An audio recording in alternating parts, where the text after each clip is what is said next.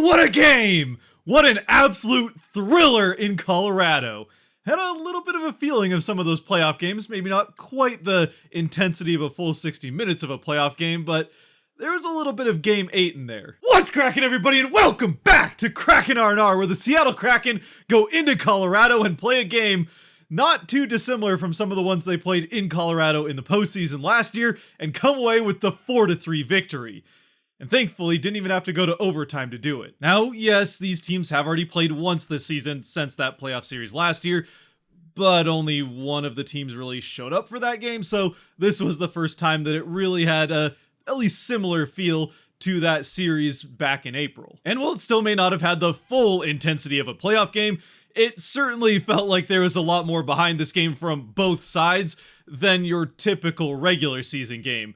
These teams, well, let's just say there's no love lost between those two benches. But before we can even get to this game, though, there's actually a decent amount of Kraken news we have to get to before it that happened between the game in Arizona and this one. Starting, unfortunately, with some pretty bad news that in practice, the day between games, Eberle ended up taking a skate to the leg and cut him deep enough that he had to go to the hospital, get an MRI, and while we still don't really know the results of that, he was, according to Hackstall, now listed as day-to-day, which at least sounds hopeful that it wasn't week-to-week or even potentially going to the IR for a season-ending injury, as could have happened if the cut had gotten all the way to the tendon. So hopefully it wasn't as bad as it seemed like it could have been in the moment, and Eberle can get back before too much longer. But with that being said, and this is reading into the situation as it ended up playing out a little bit, at the same time, that's kind of what you're forced to do with the NHL because of how little they tell you when it comes to injuries and how cagey they are around them.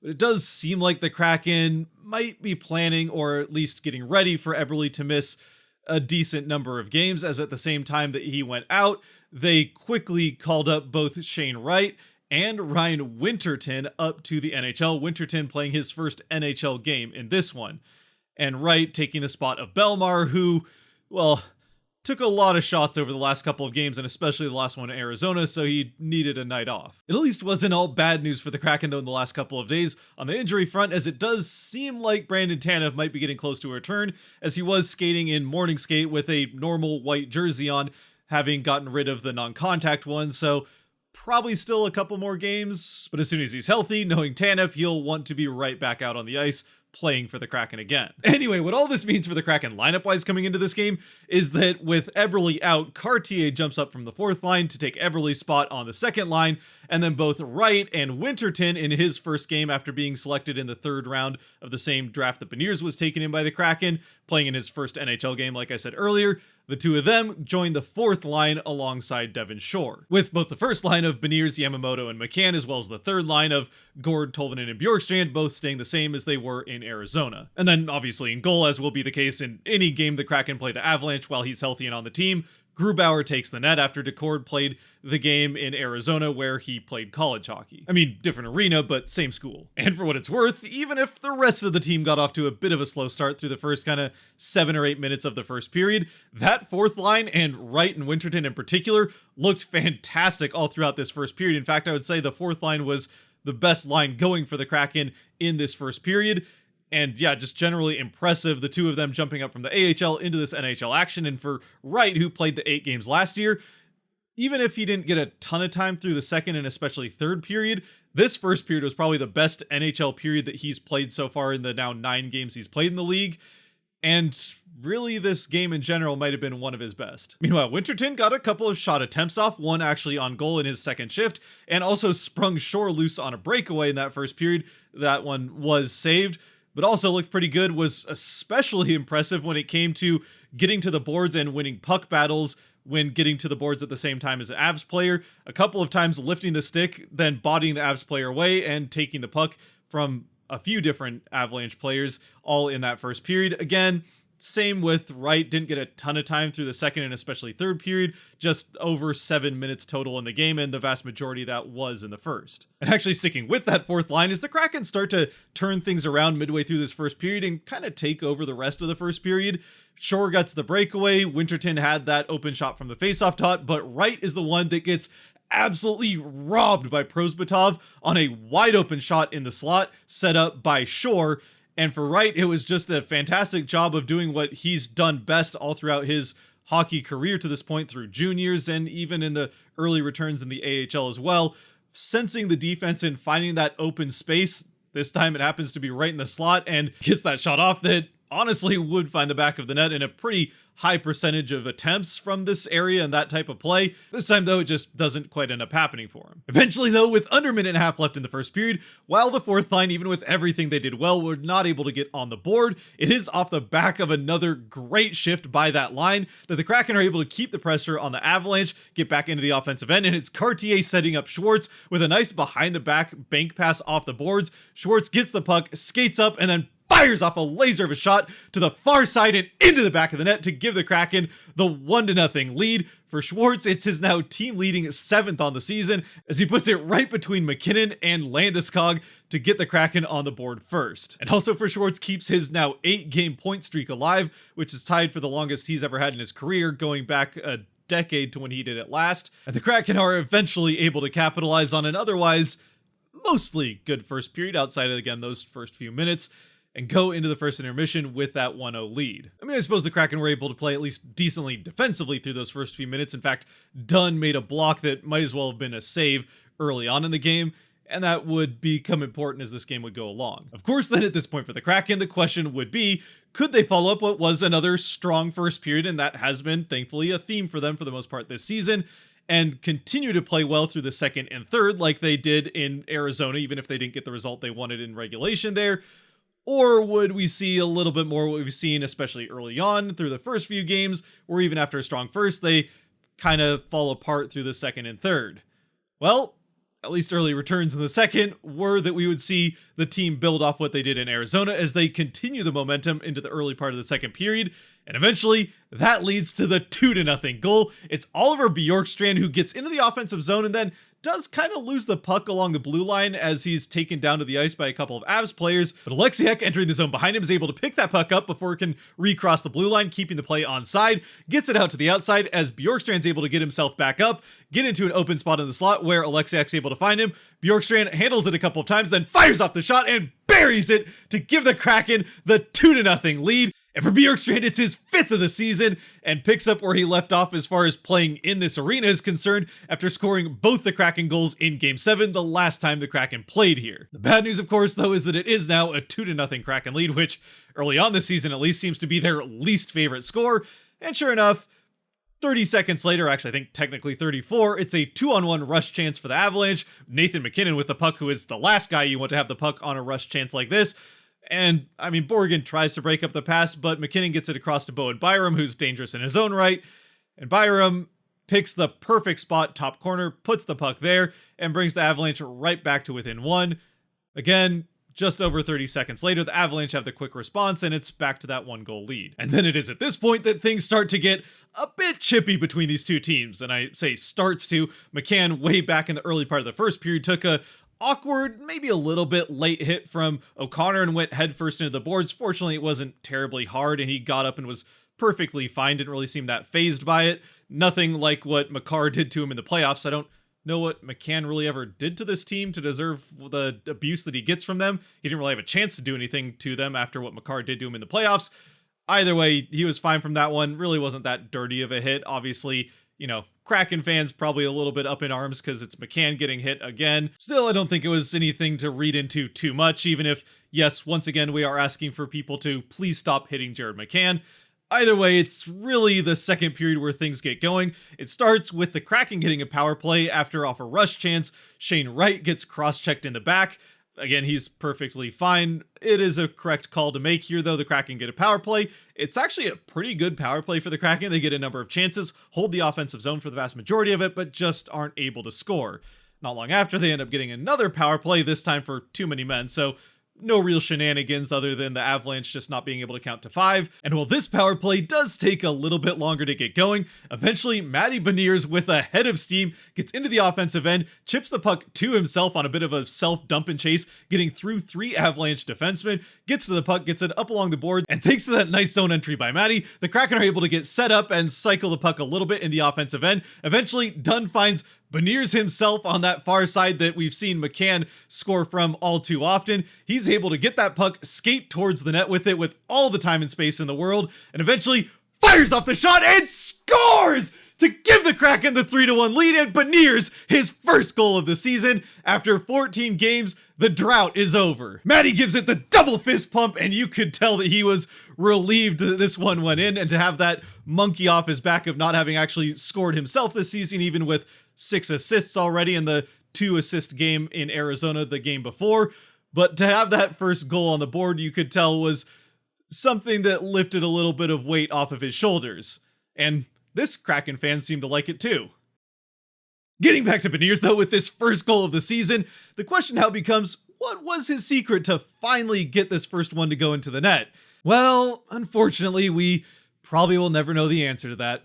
Whatever it was though, let's just hope that he can keep growing on it from here.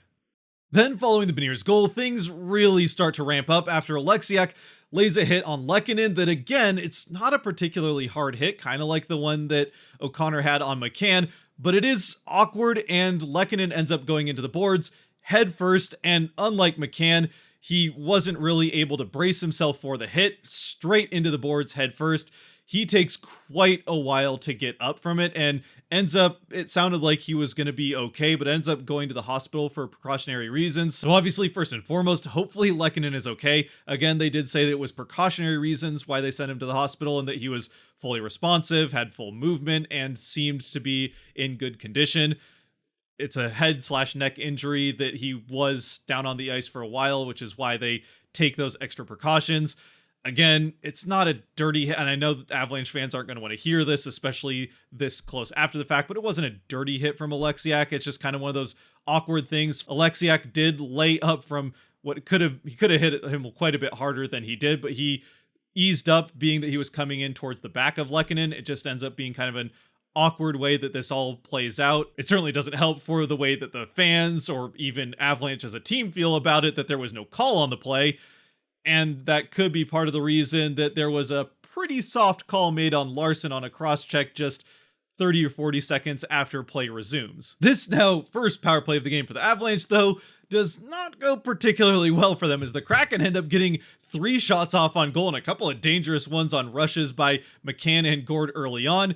The saves are made there. In the end, though, it's 3 shots for the Kraken on this Avalanche power play and none for the Avs, as they're really never even able to get into the offensive end, so the Kraken survive that. But eventually, a couple minutes after we get back to 5-on-5, the Avalanche do end up finding the back of the net again, and I mean, I'll just let you see if you can figure out where the problem is for the Kraken here defensively.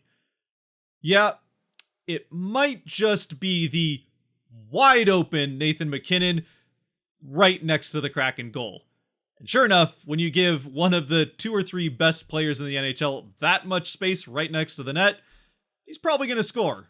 And sure enough, he does. And this goal from MacKinnon to make it 3-2 also does start the momentum going for the Avalanche, as they get things rolling and have the longest stretch really of momentum sustained in this game for them, going through the end of the second period and through the first few minutes of the third, even through another power play that they get here a couple minutes later to finish off the second period. Although for the Avalanche power play, the really best chance and almost only chance that the Kraken get on the Avalanche net through this sustained momentum that the Avalanche get here does come early on a shorthanded chance during this Avalanche power play. I think it was McCann again. Either way, the save is made, so they escape, allowing a shorthanded goal during the first 2 power plays that they have of this game, and get to the start of the third, where again the Avalanche start off hot, but eventually the Kraken are able to even things out a bit, and then actually start to tilt the ice back in their favor, thanks in part certainly to Bjorkstrand drawing another call, sending the Kraken to a power play, which they do again do a pretty good job of getting in the offensive zone, getting some shots off on goal,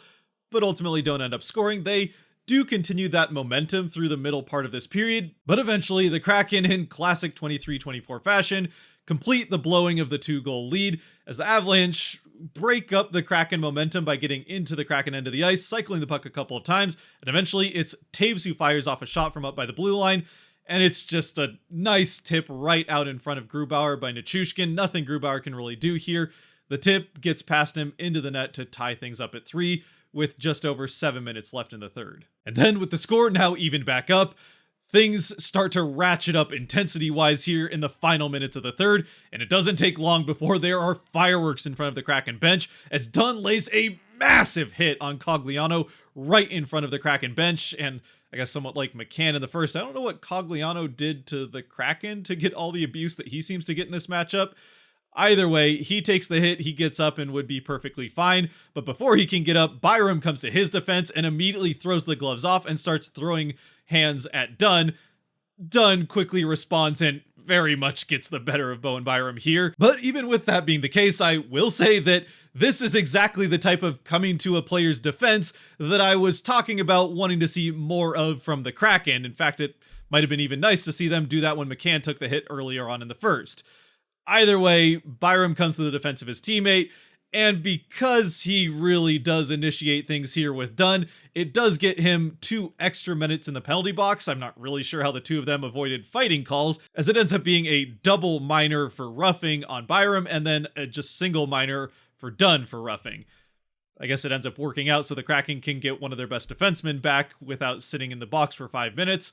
But the Kraken do end up getting a power play either way. A power play for the Kraken that once again, they are able to hold the offensive zone for a good chunk of it. While they don't end up getting any shots on goal, they do fire off a few attempts. In fact, Schultz himself had a couple of one-timers, both of them blocked before they could get to the net. The second one by Makar. That one leads to a rebound chance though for Schwartz that, I mean, the way he's been scoring points, I thought for sure was going in.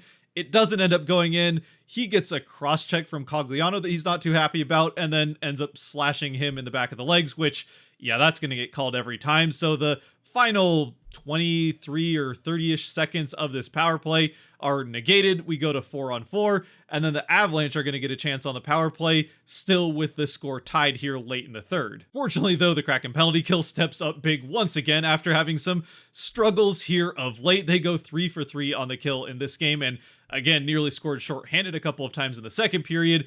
So we get into the final minutes with the score still tied up, and it looks like this game is destined for overtime. Which I suppose does make perfect sense. After all, the Kraken seem to love going to overtime in road games so far this season, already having hit extra frames 4 times coming into this game on the road.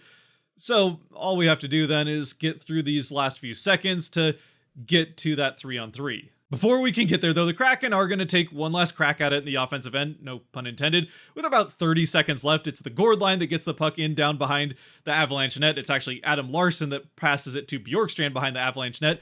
Tolvanen's out front, and then a beautiful, with 2 Avalanche players drawn to him, a beautiful spinning backhanded pass by Bjorkstrand out front for Tolvanen. Tolvanen, the shot in tight, and the save is made. But coming out the other side is Bjorkstrand. He shoots! He scores! Kraken take the 4-3 lead. Bjorkstrand with the second goal of the game, and for the second time in a row in Colorado, it's Bjorkstrand who comes out the hero for the Kraken. So he may not have scored both or all of the goals for the Kraken in this one, like he did in Game 7, but once again, he scores twice in Colorado and comes away the hero in the big Kraken win. Woo! You love to see it! I mean, this fan doesn't love to see it so much, but the rest of us do. Now, the Kraken do still have to survive 30 more seconds as it wasn't a true buzzer beater, and the Avalanche do go empty net right from the faceoff at center ice, and they win that faceoff, get into the offensive end, and get a couple of shot attempts off. A couple blocks by the Kraken, though, and maybe a save by Grubauer. That time ticks off, and the Kraken seal the 4-3 victory, not even requiring overtime, thanks to some more late game heroics by Bjorkstrand. Or I guess he didn't really do it late in the game in the playoffs, but either way, an absolutely incredible, exciting, thrilling, heart-pounding win for the Kraken on the road against a good team, and a very, very much needed 2 points, especially after kind of giving one away a little bit in Arizona the game previous. One more time, though, with this Bjorkstrand goal, it's an absolutely fantastic, not quite one-man play because Tolvanen is in the middle of it, but Bjorkstrand opens himself up behind the net to get that pass from Larsson, then draws 2 defensemen to himself before making that wheeling pass out in front to Tolvanen, who is then going to draw all the attention, being that he's now kind of alone in front of the Avalanche net. A nice save is made, but Bjorkstrand doesn't just give up on the play there, as he goes out to the other side of the net, away from where he just ditched those 2 defensemen, and picks up that rebound to give the Kraken the win. A fantastic play by him, and just that line in general to give the Kraken that opportunity in the first place. I mean, yeah, it would also be nice if the Kraken could just hold 2-goal leads for once, but at least they end up with the 2 points, and that's really what matters. And it's not just that the Kraken won this game, but also how they won it that makes this such a great win for the Kraken. And I don't just mean winning it in the final seconds with that exciting, almost buzzer beater goal from Bjorkstrand. I mean the full 60-minute effort really for a second game in a row, building off what they did in Arizona against an even better team here in Colorado, still on the road. For the first time this season, having pretty much full 60-minute efforts. And yeah, look, I know there's the start of the game. They could have come off to a little bit better of a start. The Avalanche had a better start there, and there's that period of time where the Avalanche got momentum between the end of the second and start of the third, but this is a very, very good Avalanche team, so they're gonna end up getting those stretches. The Kraken played like the better team for the majority of the night, though, and yeah, sure, they blew two goal leads, but again, it's the Avalanche, and you have players like McKinnon, Makar, Rantanen, and well, the list goes on. That can happen. And heck, for that matter, the fact that they gave up those multiple goal leads and still managed to fight back to end up winning this game against an Avalanche team that was playing very well. It's not like the Avalanche just rolled over in this game by any stretch of the imagination. The fact that the Kraken were able to fight through that adversity and still maintain the upper hand for the majority of this game, I think is an encouraging thing in its own right. So yeah, a lot to feel good about from a Kraken perspective coming out of this game. That's not even to mention how the fourth line played there in the first half of the game. Sure, they really got sat on the bench for the vast majority of the last 30 minutes. But again, they're really the line that got things rolling for this team in the first period. And if it wasn't for the first period they had, who knows if the rest of this game goes the way it does for the Kraken. So it's a full team effort. Great to see that kind of contribution coming from Wright and Winterton coming right up from the AHL, and the rest of the team rallying in those final 3 minutes to make sure that that effort wasn't wasted. As for the Kraken 3 stars in this game, then, there are any number of players that you could pick for these 3 stars. So I suppose it's a good thing that I have the help of the patrons over on Patreon to help me pick and narrow down to just 3. Again, if you want to be a part of helping decide these 3 stars after every Kraken game, even if sometimes that means there aren't 3, you can help support this channel a little bit more than you already are by watching to this point by supporting down on Patreon through the link below. And, well, the obvious one here is Bjorkstrand, the 2 goals in the game. And even outside of that, again, another fantastic effort from Bjorkstrand. Has been doing a lot of the things he did well last season, the good defensive play, and a lot of those small things in transition and forechecking, but now is starting to get rewarded with it, with getting the puck in the back of the net, which we didn't necessarily see as much last year. Aside from him, I could hear arguments for just about any other player on the Kraken roster in this game, some certainly more than others, and for understandable reasons. Everyone that commented on Patreon by the time I'm recording this mentioned Matty Beniers, and yeah, I think Matty is fully deserving of the 2nd star in this game. He was actually fantastic even outside of the goal he had. Outside of the 4th line in that first period, Beniers was easily the best player on the ice for the Kraken in that first period, and then continued to play well as the game went along. Obviously the power play goal there, but thankfully Beniers finally seems to have his mojo back. I don't know what happened before or during that game in Arizona, but he is clearly playing with a lot more confidence and a much more Beniers characteristic type of play style, not making some of those mistakes that we were seeing. It doesn't seem like he's gripping his stick too tightly like we were seeing through certainly the 5 games or so leading up to that game in Arizona. He gets those 2 assists and looked better in that game, and now follows it up with another pretty solid effort in this one. So yeah, very much deserving of that 2nd star, and hopefully that first goal for him will just open the floodgates goal scoring as well.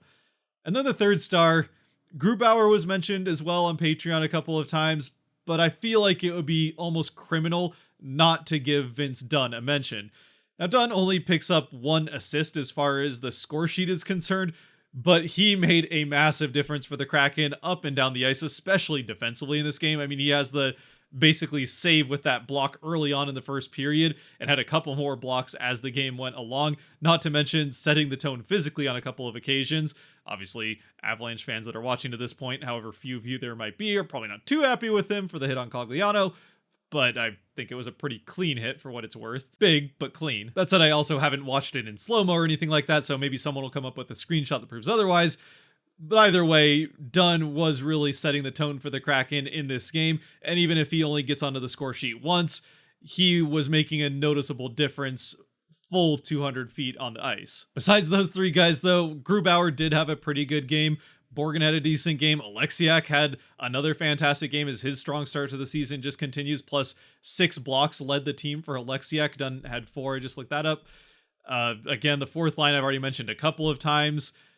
Really, any number of guys. Schwartz gets a goal and an assist and just continues his torrid point scoring to the start of this season, which is not something you can say about too many other players on the team. So it's a good thing that Schwartz has had that kind of start to the season. So yeah, a lot of things to like about how things are going for this team and how they're playing as they come home now to face on Saturday an Oilers team who, well, things are not going particularly well for. In fact, they've had about as bad a start to the season as any other team in the league. In fact, they have equal for the fewest wins in the league with the Sharks, who they just lost to. So yeah, part of me feels like the Kraken will find a way to play down to them and make that too interesting. But you'd like to think the Kraken will find a way to take advantage of whatever sloppiness is happening defensively for the Oilers and come away with 2 more points there. We'll just have to wait and see. Until then, let me know what you think down in the comment section below about this game, who your 3 stars would be. As always, if you made it to this point, thank you very much for watching. If you did like or enjoy this video, I'm sure you enjoyed the game. So there's buttons down below that help support the channel free, so you can do that. But aside from that, stay safe out there, be good to each other, God bless, and go Kraken!